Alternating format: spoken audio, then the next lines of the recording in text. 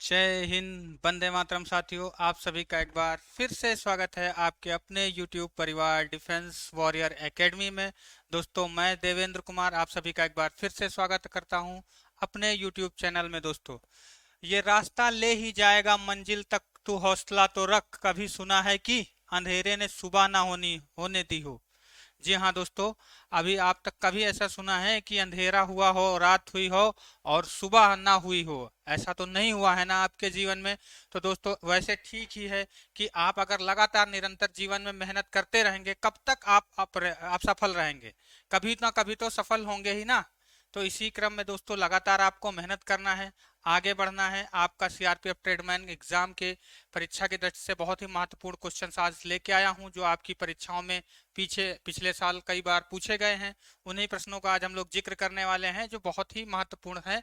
तो दोस्तों, रख हौसला, वो मंजर भी आएगा, प्यासे के पास चलकर समंदर भी आएगा, थक के हार ना बैठे मंजिल के मुसाफिर, मंजिल भी मिलेगा और मिलने का मजा भी आएगा। तो ठीक है दोस्तों, देर न करते हुए टेस्ट को शुरू करते हैं। देखते हैं आपके जो परीक्षा में आए हुए प्रश्न कौन से हैं।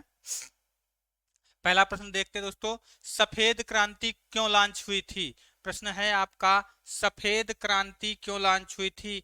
सफेद क्रांति किस चीज के लिए दोस्तों आई थी, इसको देखते हैं।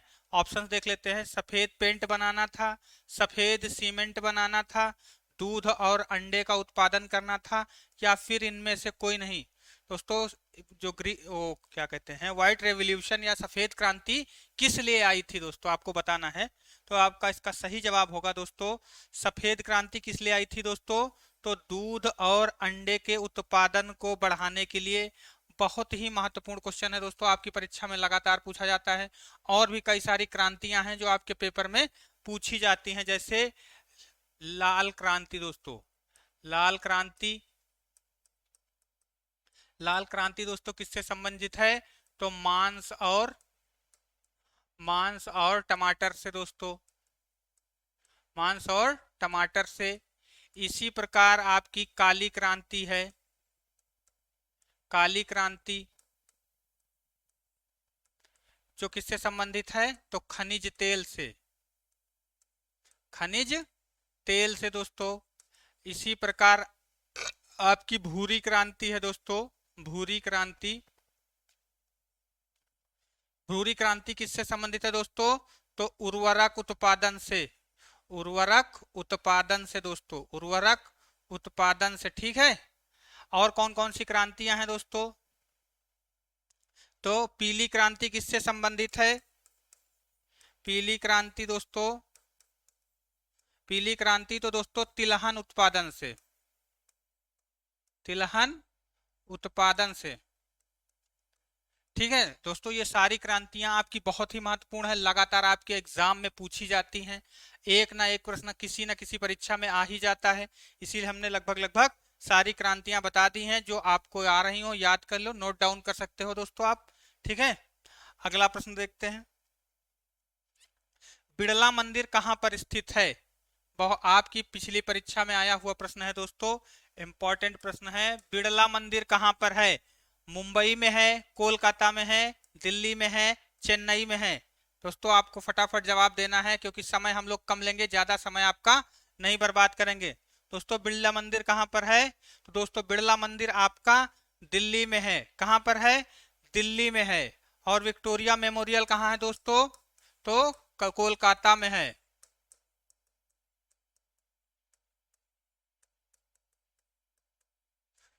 विक्टोरिया मेमोरियल कोलकाता में है। कहां पर है? कोलकाता में है। मुंबई में क्या है?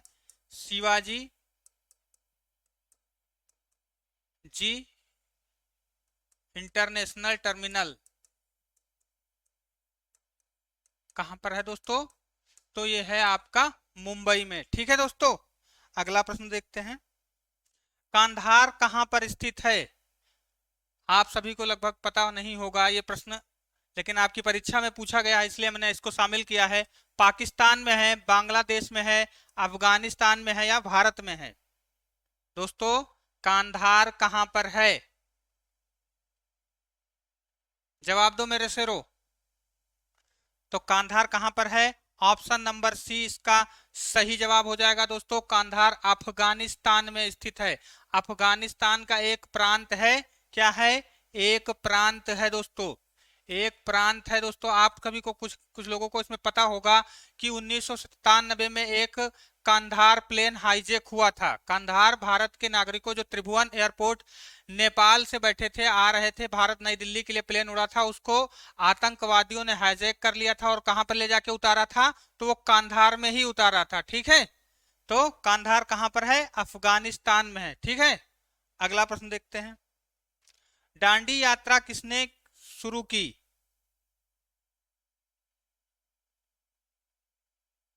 तो महात्मा गांधी ने, जवाहरलाल नेहरू ने, सरदार पटेल ने, फ्रंटियर गांधी ने। दांडी यात्रा किसने शुरू की? आपको सही जवाब करना है दोस्तों। तो इसका सही जवाब होगा option number A, Mahatma Gandhi ने दांडी यात्रा आपकी शुरुआत की थी। कब की थी? तो 12 मार्च 1930 को। किस किस लिए? नमक सत्याग्रह को, नमक सत्याग्रह के खिलाफ अंग्रेजों ने नमक कानून पर, नमक पर कर लगा दिया था, उसको दूर करने के लिए, उसको हटाने के लिए, उसके विरोध में,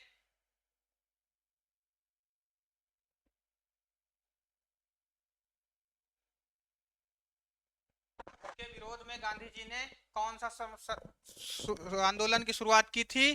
तो दांडी यात्रा निकाली थी। और उसी के उपलक्ष्य में क्या चलाया था? तो दोस्तों सविनय अवज्ञा आंदोलन। सविनय अवज्ञा आंदोलन दोस्तों, सविनय अवज्ञा आंदोलन किसने चलाया था? गांधी जी ने चलाया था। ठीक है, 1930 में। अगला प्रश्न देखते हैं।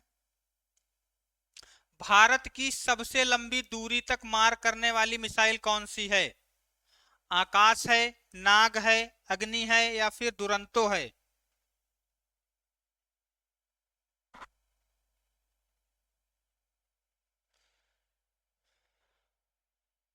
सही जवाब करिए दोस्तों। इसका सही जवाब हो जाएगा अग्नि। अग्नि मिसाइल तो दोस्तों भारत की सबसे लंबी दूरी तक मार करने वाली मिसाइल है। ये लगभग लगभग अग्नि 5 जो है दोस्तों, अग्नि 5 जो है वो लगभग 7000 किलोमीटर तक लंबी दूरी तक मार या बैलिस्टिक मिसाइल है, जो बम को या एटम बम को या मार कर सकती है। अभी इसकी और भी दूरी बढ़ा दी गई, लगभग ऑस्ट्रेलिया और अफ्रीका तक का भी ये कवर कर सकती है। कौन सी? अग्नि मिसाइल। ठीक है, अगला प्रश्न देखते हैं। निम्नलिखित में से कौन सा कंप्यूटर का भाग नहीं है? इसमें से एक कंप्यूटर का भाग नहीं है, देख के बताना है दोस्तों आपको। कौन सा नहीं है? माउस नहीं है, सीपीयू नहीं है, पिक्चर ट्यूब नहीं है, कीबोर्ड नहीं है, बताइए। इसमें से एक कंप्यूटर का भाग भी नहीं है। इसका सही जवाब होगा दोस्तों option number C, picture tube. Mouse दोस्तों ऑलरेडी कौन सा कंप्यूटर का भाग है और क्या है? तो इनपुट डिवाइस है दोस्तों। इनपुट डिवाइस है दोस्तों। क्या है? इनपुट डिवाइस है। सीपीयू क्या है दोस्तों? तो इनपुट और आउटपुट दोनों डिवाइस है। आउटपुट दोनों है। पिक्चर ट्यूब दोस्तों क्या होता है? पिक्चर ट्यूब मॉनिटर या फिर टीवी में लगा होता है। ठीक है, पिक्चर ट्यूब कहां पर लगा होता है? मॉनिटर या फिर टीवी में लगा होता है। तो इसका सही जवाब हो जाएगा क्या? Picture tube. दोस्तों कीबोर्ड ऑलरेडी क्या है? इनपुट डिवाइस है। इनपुट डिवाइस है। आपको दोस्तों ये बता दूं कि जो कंप्यूटर के बाहरी एक्सटर्नल पार्ट्स होते हैं, उसमें ज्यादातर जो कंप्यूटर को इनपुट देते हैं, जैसे कीबोर्ड, माउस हो गया, है ना, कार्ड रीडर हो गया, जो और क्या कहते हैं, माइक हो गया, ये आप क्या है? ये आपके इनपुट डिवाइस हैं। आउटपुट डिवाइस कौन सा होता है? जैसे आपका मॉनिटर स्क्रीन हो गई, वो भी आउटपुट डिवाइस में आती है, अगर टच है तो इनपुट होती है। प्रिंटर हो गया दोस्तों, स्पीकर हो गया, ये आपके क्या हैं? तो ये आपके आउटपुट डिवाइस हैं। ठीक है, अगला प्रश्न देखते हैं दोस्तों। चाय का उत्पादन अधिक कहां पर होता है? दोस्तों केरल में होता है, आसाम में होता है, पंजाब में या फिर कश्मीर में। चाय का अधिक उत्पादन कहां पर होता है? तो इसका सही जवाब होगा दोस्तों, चाय का जो अधिक उत्पादन होता है वो कहाँ होता है? आसाम में होता है दोस्तों। लगभग 97% इंडिया की जो टी उत्पादन होता है, टी प्रोडक्शन होता है, वो कहाँ होता है? आसाम में होता है। केरल प्लस तमिलनाडु,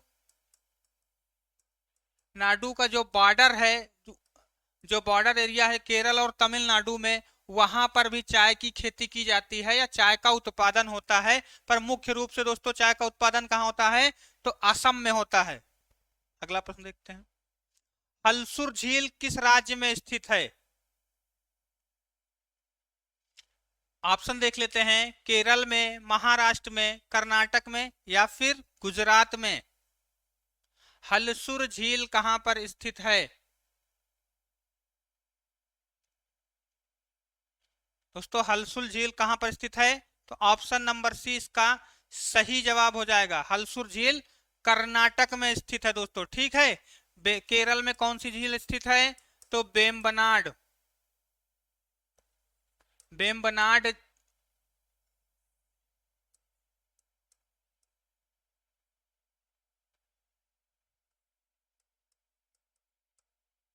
बेम्बनाड झील कहां पर है?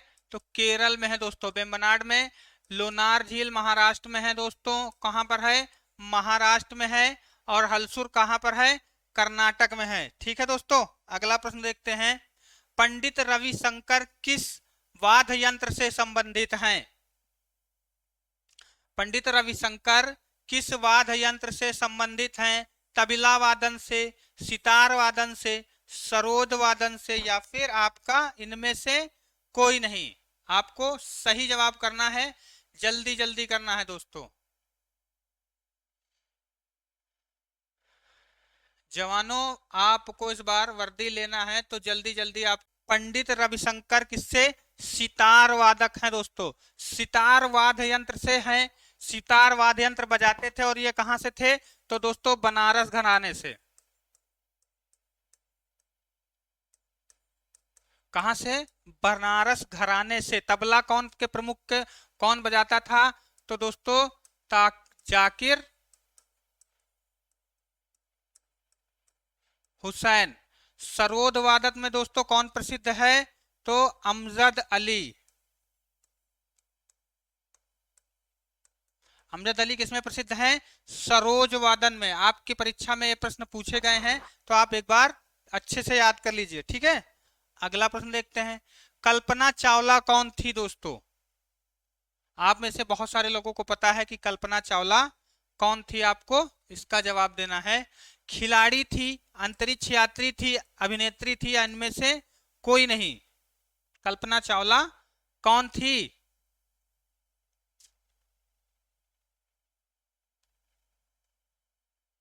तो दोस्तों कल्पना चावला क्या थी? भारत की एक अंतरिक्ष यात्री थी, जिनकी मृत्यु कब हुई थी? तो 2003 में। 2003 में हुई थी। कैसे? इस स्पेस शटल कोलंबिया कोलंबिया के दुर्घटनाग्रस्त होने से।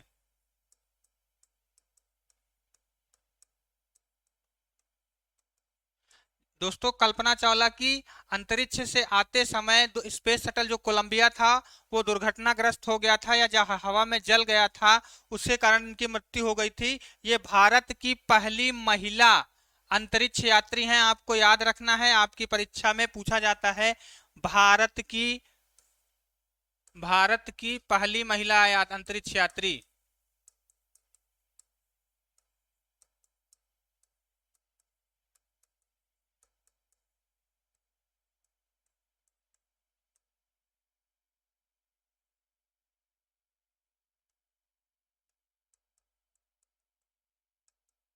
कौन है दोस्तों? तो कल्पना चावला है। अगला प्रश्न देखते हैं। गंगा नदी कहां से निकलती है दोस्तों? आपका प्रश्न है, गंगा नदी कहाँ से निकलती है? मनाली से निकलती है, हरिद्वार से, गोमुख से या ऋषिकेश से? गंगा नदी कहाँ से निकलती है, आपको फटाफट जवाब करना है। दोस्तों गंगा नदी कहाँ से निकलती है? गोमुख से। कहाँ से निकलती है? गोमुख से निकलती है। गोमुख से कौन सी नदी निकलती है? तो दोस्तों अगर सही तरीके से, तो गोमुख से भागीरथी निकलती है। भागीरथी प्लस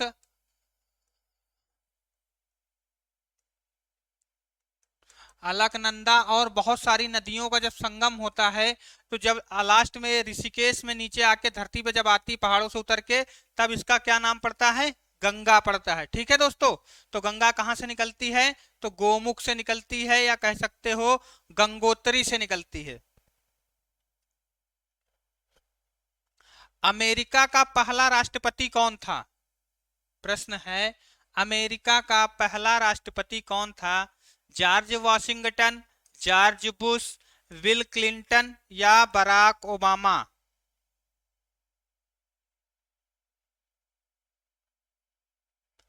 तो इसका सही जवाब हो जाएगा दोस्तों, जॉर्ज वॉशिंगटन अमेरिका के पहले राष्ट्रपति थे। कौन से थे? पहले नंबर के राष्ट्रपति थे। जॉर्ज बुश कौन से थे? तो दोस्तों 43वें राष्ट्रपति थे। बिल क्लिंटन कौन से थे दोस्तों? तो 42वें राष्ट्रपति थे दोस्तों, 42वें। और बराक ओबामा 44वें राष्ट्रपति थे। अमेरिका के 44वें राष्ट्रपति कौन थे? Barack Obama. ठीक है। बाइडेन कौन से नंबर के राष्ट्रपति थे? सॉरी, बाइडेन बता रहे हैं, इससे पहले जो थे, हाँ बाइडेन थे, वो 45वें, और जो अभी हैं वो 46वें राष्ट्रपति हैं। बराक ओबामा 44वें राष्ट्रपति थे। अगला प्रश्न देखते हैं, डूरंड कप किस खेल से जुड़ा है? हॉकी से, फुटबॉल से, टेनिस से या वॉलीबॉल से? फटाफट जवाब दीजिए दोस्तों।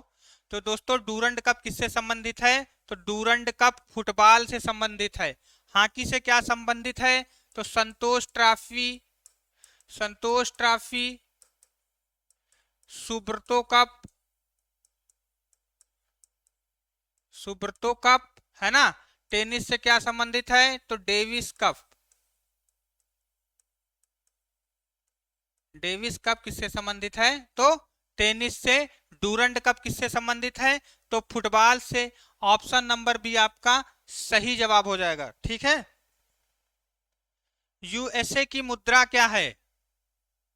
दोस्तों जो लोग अभी वीडियो देख रहे हैं, अभी तक अगर सब्सक्राइब ना किए हो चैनल को, तो कृपया एक बार सब्सक्राइब कर दें, वीडियो को लाइक कर दें। ठीक है, मोटिवेशन बढ़ाने के लिए। तो देखते हैं आगे। ये जो प्रश्न है दोस्तों, वो आपकी परीक्षा में सीआरपीएफ ट्रेडमैन में और कुछ एसएससी जीडी के प्रश्न हैं जो बहुत ही इंपॉर्टेंट है। उन्हीं प्रश्नों को आज के टेस्ट में शामिल किया गया है, तो आप लोग अच्छे से प्रश्नों को करना है और लगाना है। ठीक है। तो यूएसए की मुद्रा क्या है? दिनार है, पाउंड है, डॉलर है या फिर रुपया है? बताइए दोस्तों, यूएसए की मुद्रा क्या है? तो बहुत सारे लोग पता है। यूएसए का फुल फॉर्म क्या है दोस्तों, पहले ये देख लेते हैं। तो इसका क्या है?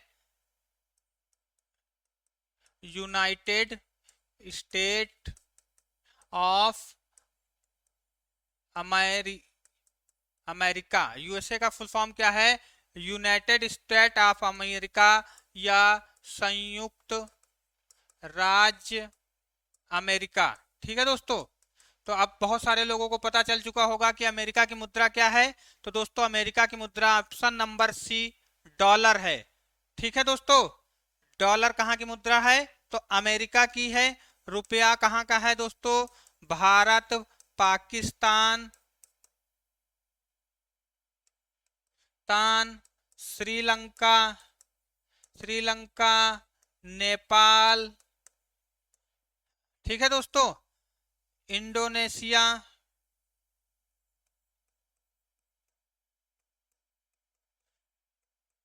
यहां का क्या है? तो रुपया चलता है। दिनार कहाँ चलता है दोस्तों? तो कुवैत में। कहां पर? कुवैत में क्या चलता है? दिनार। पाउंड कहाँ की मुद्रा है? तो पाउंड यूनाइटेड किंगडम यूके यानी कि इंग्लैंड की दोस्तों मुद्रा क्या है? तो पाउंड हो जाएगा। ठीक है दोस्तों, इंग्लैंड की मुद्रा क्या है? तो दोस्तों पाउंड हो जाएगा। अगला प्रश्न देखते हैं। इंग्लिश चैनल तैर कर पार करने वाला पहला भारतीय कौन था? मिहिर सेन, वी मर्चेंट, पीके बनर्जी या आरती साहा? इंग्लिश चैनल को तैर कर पार करने वाला व्यक्ति कौन था? आपको सही जवाब करना दोस्तों, बहुत बार पूछा गया प्रश्न है, आपकी परीक्षा के लिए बहुत ही इंपॉर्टेंट है दोस्तों, आपको जवाब देना है इसका। तो इसका सही जवाब होगा दोस्तों वो ऑप्शन नंबर ए हो जाएगा, मिहिर सेन। इंग्लिश चैनल को पहली बार तैर कर पार करने वाला व्यक्ति कौन सा था? तो भारत का वो मिहिर सेन थे। अगर आपसे पूछा जाता है इंग्लिश तैर चैनल को पहली बार तैर कर पार करने वाली महिला कौन है, तो दोस्तों आपका सही जवाब हो जाता आरती साहा। ठीक है दोस्तों, महिला आरती साहा, पुरुष मिहिर सेन। ठीक है, अगला प्रश्न देखते हैं। भारतीय मानक का समय 82.5 डिग्री पूर्वी देशांतर पर स्थित है, जगह का स्थानीय समय है। जो 82.5 डिग्री भारत का देशांतर समय लिया गया है वो किस जगह से लिया गया है, ये पूछा गया है। दिल्ली से लिया गया है, इलाहाबाद से, चेन्नई से या फिर उज्जैन से?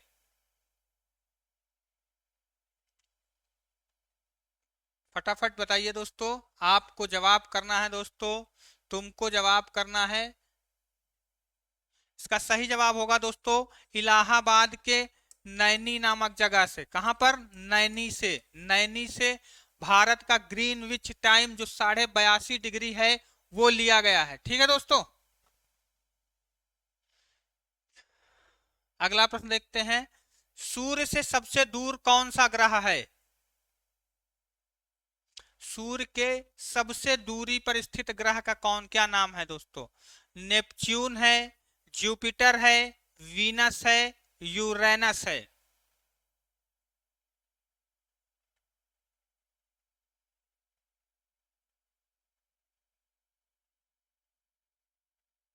तो इसका सही जवाब होगा दोस्तों ऑप्शन नंबर ए, इसका सही जवाब होगा। सूर्य से जो सबसे दूरी का ग्रह है कौन सा है? नेपच्यून है। नेपच्यून को हिंदी में क्या कहते हैं? तो दोस्तों वरुण कहते हैं। जुपिटर किसको कहते हैं? तो बृहस्पति को कहते हैं। ठीक है दोस्तों, और वीनस किसको कहते हैं? तो दोस्तों शुक्र को कहते हैं वीनस। और यूरेनस किसको कहते हैं? तो दोस्तों अरुण को यूरेनस कहते हैं। मार्स किसके कहते हैं? मार्स किसे कहते हैं? तो दोस्तों मंगल को मार्स कहते हैं। ठीक है, और बुध को क्या कहते हैं? तो दोस्तों बुध को मरकरी कहते हैं। मरकरी कहते हैं दोस्तों। शनि को क्या कहते हैं? तो शनि को सैटर्न कहते हैं।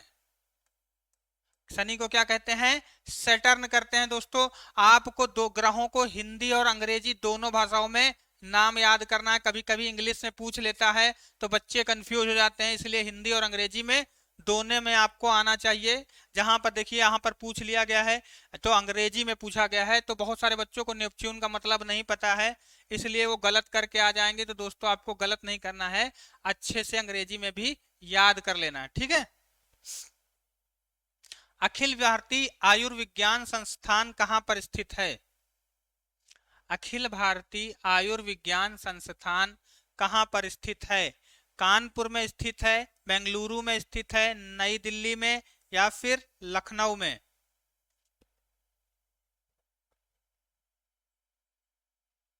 तो इसका सही जवाब होगा दोस्तों, सॉरी, सही जवाब दोस्तों हो जाएगा एम्स। अखिल भारतीय आयुर्विज्ञान संस्थान को किस नाम से और भी जानते हैं? तो एम्स के नाम से भी जानते हैं। ठीक है दोस्तों, एम्स के नाम से भी जानते हैं। तो एम्स कहां पर है? नई दिल्ली में है दोस्तों। बेंगलुरु में क्या है? तो इसरो का मुख्यालय है। इसरो का मुख्यालय दोस्तों कहां पर है? बेंगलुरु में है। ठीक है, प्रथम महिला कांग्रेस अध्यक्ष कौन थी दोस्तों? पहली महिला कांग्रेस अध्यक्ष कौन थी?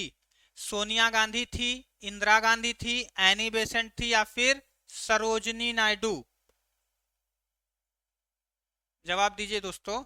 तो इसकी पहली जो महिला कांग्रेस अध्यक्ष थी दोस्तों, वो थी एनी बेसेंट थी। कभी कभी ये पूछ लेता है एनी बेसेंट कब भारत की पहली महिला कांग्रेस अध्यक्ष बनी? तो दोस्तों ये बनी 1917 में। कहां पर? कलकत्ता अधिवेशन में। कलकत्ता अधिवेशन में कब बनी? 1917 में। अगर ये पूछे आपसे भारत की पहली महिला कांग्रेस अध्यक्ष कौन होगी, तो दोस्तों निसंकोच आपका जवाब सरोजिनी नायडू छाप देना। कौन सा? सरोजिनी नायडू छाप देना। क्योंकि दोस्तों एनी बेसेंट आयरलैंड की थी और सरोजिनी नायडू भारत की रहने वाली थी। तो दोस्तों अगर भारत की पूछे तो सरोजिनी नायडू, अगर कांग्रेस की पूछे तो फिर एनी बेसेंट। ठीक है। नोट प्रेस बैंक कहां कहां पर है दोस्तों?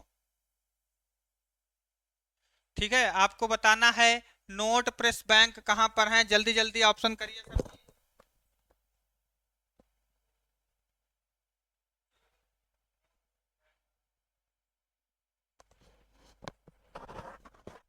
जवाब दीजिए दोस्तों फटाक से, जवाब दीजिए। तो दोस्तों इसका सही जवाब होगा नासिक। नासिक इसका सही जवाब होगा। और कहां पर है?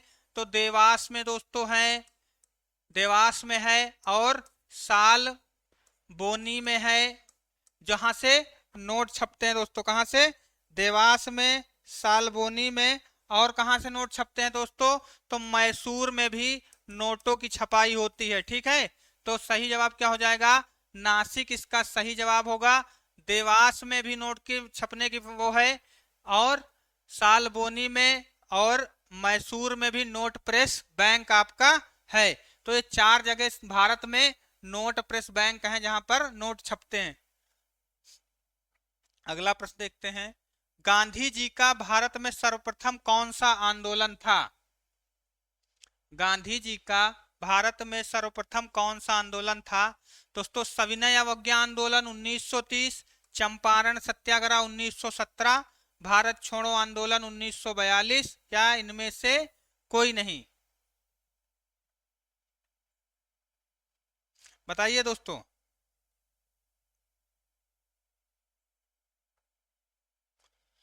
तो दोस्तों इसका सही जवाब होगा, वो हो जाएगा भारत चंपारण आंदोलन 1917।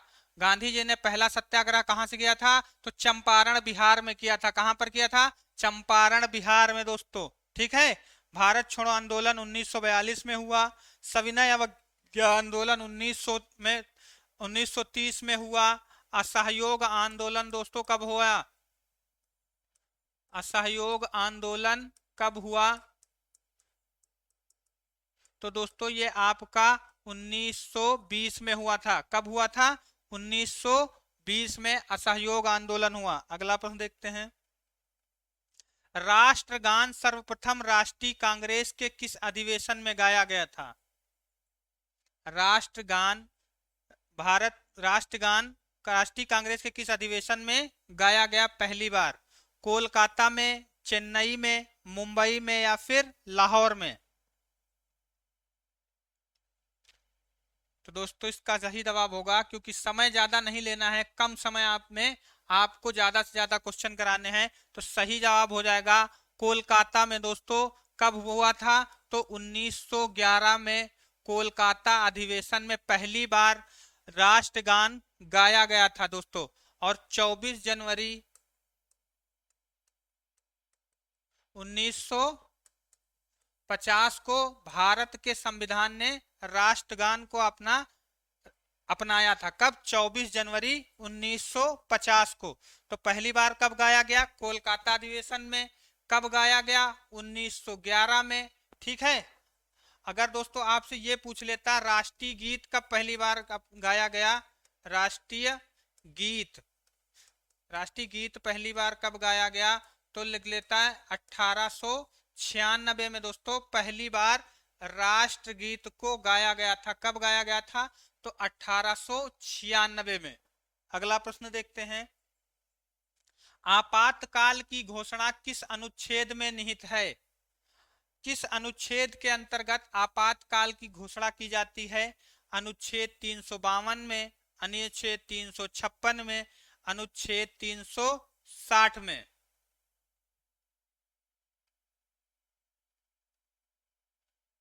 बताइए दोस्तों, बहुत ही आसान प्रश्न है। तो इसका सही जवाब हो जाएगा दोस्तों ए सभी। ये सभी इसका सही जवाब हो जाएगा दोस्तों। केंद्र में आपातकाल किसके माध्यम से लगाया जाता है? आपातकाल 352 आर्टिकल्स के माध्यम से लगता है, या राष्ट्रीय आपातकाल कह सकते हो। तो किस अनुच्छेद से? 352 में राज्य आपातकाल किससे लगता है?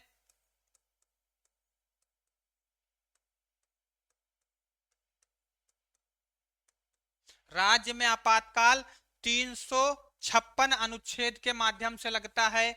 और दोस्तों 360 में क्या है? तो दोस्तों वित्त आपातकाल है दोस्तों। क्या है? वित्त आपातकाल किसमें है? तो 360 में है दोस्तों। अगर आपसे ये पूछा जाए कि कौन सा आपातकाल है जो भारत में कभी नहीं लगा, तो दोस्तों वो हो जाएगा वित्त आपातकाल। आज तक एक बार भी नहीं लगाया गया है। तो इसका सही जवाब हो जाएगा ये सभी, क्योंकि दोस्तों ये आपातकाल की घोषणा इन अनुच्छेद के माध्यम से किया जाता है। ठीक है, अगला प्रश्न देखते हैं। अपनी राजधानी दिल्ली से आगरा कौन ले गया? अपनी राजधानी दिल्ली से आगरा कौन ले गया? मोहम्मद बिन कासिम ले गया, इब्राहिम लोधी ले गया, सिकंदर लोधी या बहलोल लोधी? ये दोस्तों तीनों लोधी वंश के शासक हैं। तो इसका सही जवाब हो जाएगा दोस्तों सिकंदर लोधी। सिकंदर लोधी ने अपनी राजधानी दिल्ली से स्थापित करके कहां ले गया? तो आगरा ले गया था। ठीक है, इसने एक पैमाना चलाया था, क्या? गजे सिकंदरी। गजे सिकंदरी। और लोधी वंश का संस्थापक कौन था? तो बहलोल लोधी था दोस्तों। और अंतिम शासक कौन था? तो इब्राहिम लोधी। लोधी वंश का अंतिम शासक कौन था? तो इब्राहिम लोधी लोधी वंश का अंतिम शासक था। अगला प्रश्न देखते हैं।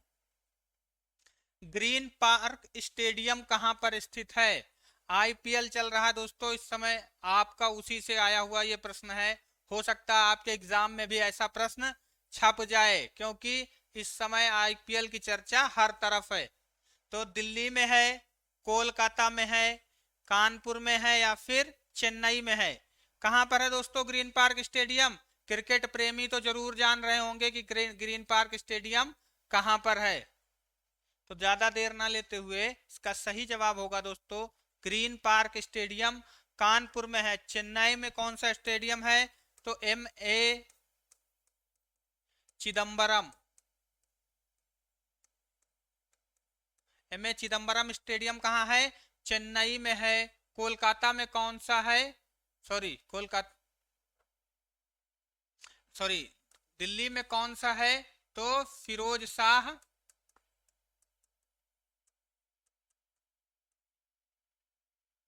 शाह कोटला कहां पर है? तो दिल्ली में है। और इंडियन गार्डन कहां पर है दोस्तों?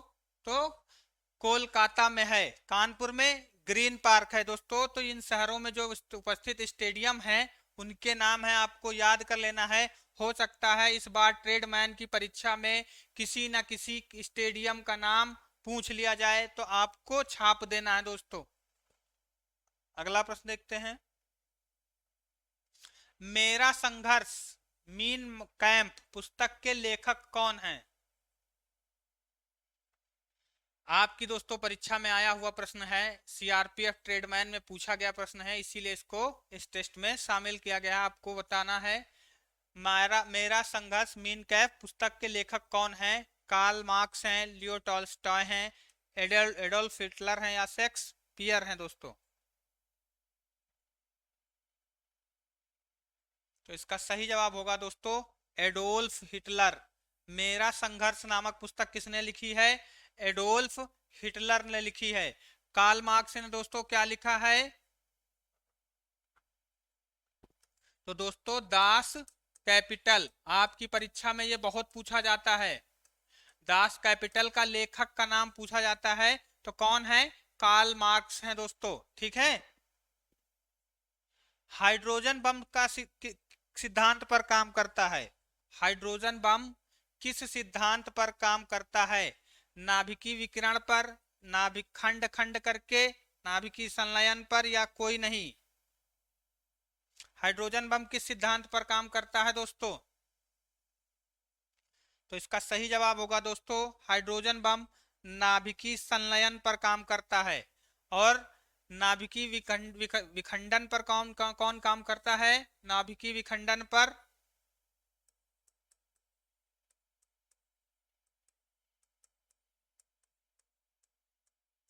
तो दोस्तों हो जाएगा आपका परमाणु बम।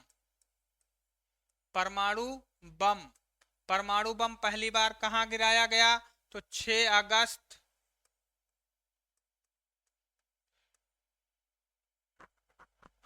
कहां गिराया गया? 6 अगस्त 1945 को पहली बार कहां गिराया गया? तो हिरोशिमा पर।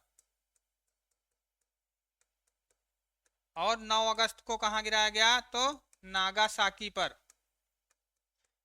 दोस्तों आज तक एक भी बार हाइड्रोजन बम या अणु बम का प्रयोग नहीं किया गया है। परमाणु बम का प्रयोग जापान के ऊपर अमेरिका की सेना ने किया था। ठीक है। थाईलैंड की राजधानी क्या है? थाईलैंड की राजधानी क्या है? हेनोई है, रंगून है, बीजिंग है, या फिर बैंकॉक है? थाईलैंड की राजधानी क्या है दोस्तों?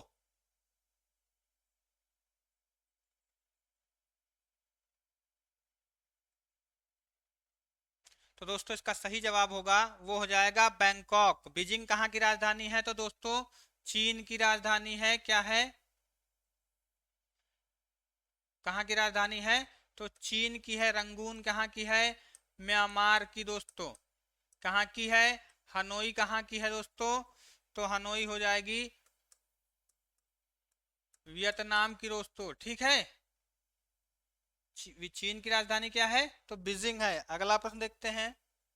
मिडनाइट चिल्ड्रन के लेखक कौन हैं? मिडनाइट चिल्ड्रन के लेखक कौन है दोस्तों? इस बार कंधे पे सितारा लगाना जरूर है दोस्तों। आपको इतना मेहनत करना है कि अपने माँ बापू का सपना पूरा करना है। वर्दी जरूर लेना है।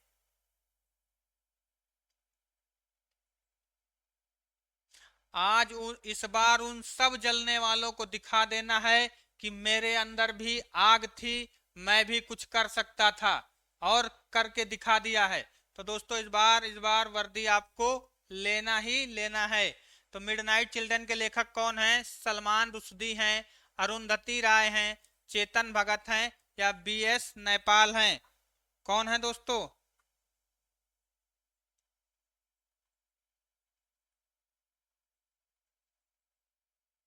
बताइए। तो दोस्तों इसका सही जवाब होगा मिडनाइट चिल्ड्रन के लेखक सलमान रुश्दी हैं। कौन है दोस्तों? सलमान रुश्दी हैं। आपकी परीक्षा में कई बार पूछा हुआ प्रश्न है दोस्तों, मिडनाइट चिल्ड्रन के लेखक कौन है? अरुंधति राय ने क्या लिखी है? तो लिखा है the God of Small Thing. The God of. Chetan Bhagat ने क्या लिखा है? तो दोस्तों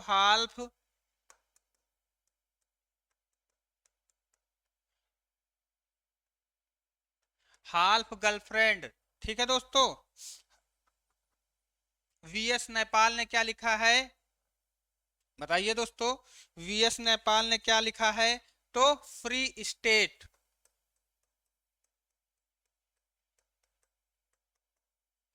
ये इन लोगों के उपन्यासों के नाम है दोस्तों, ये पुस्तकों के नाम है। मिडनाइट चिल्ड्रन किसकी है? तो सलमान रुश्दी की है।